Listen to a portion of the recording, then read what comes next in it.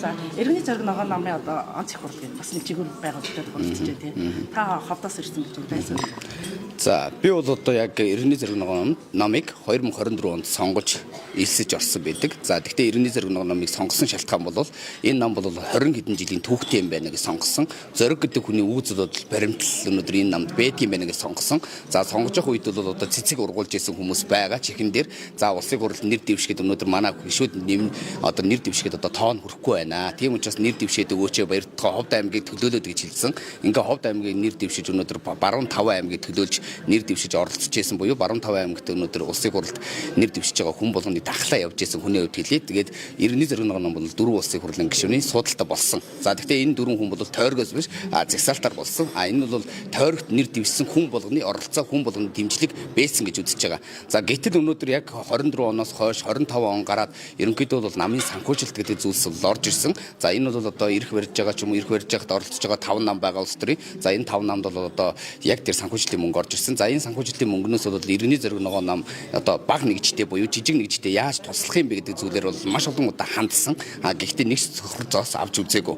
За авч үзээгүй хүнийх нь хувьд бол одоо ингээд за одоо яах вэ үг үзэл бодлоо хэлээд ямар ч гэсэн нам маань одоо төрд оролцоотой яв гэдээ гэж хүлээцсэн.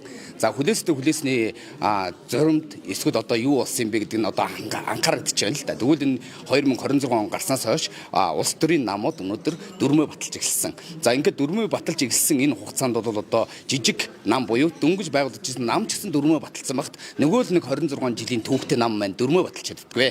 За ингээд дөрмөө баталж чаддаггүй энэ хуралд нь бол 2-3 удаа ирж оролцсон. За хурал бол хайрцагтсан маягтайгаар одоо Батбаатар сайд гэж яриа тийм ээ. Сайд улсын хурлын гишүүн. За намын дарга. За энэ хүний маань одоо хайрцагтсан зөвлөр энэ хурал бол одоо найдвартай батлагдана гэсэн 2-3 удаагийн давтамжтай одоо өгсөн. За ингээд одоо 4 маань батлагдсангүй.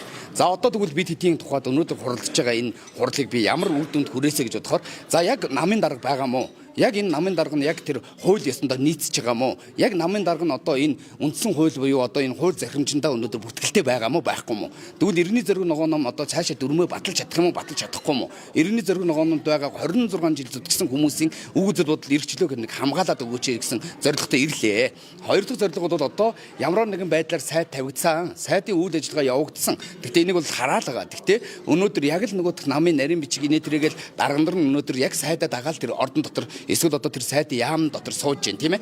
Тэгвэл энэ намд чинь одоо цаашаа үйл ажиллагааг нь явуулах дарга нар байгаа мó байхгүй мó?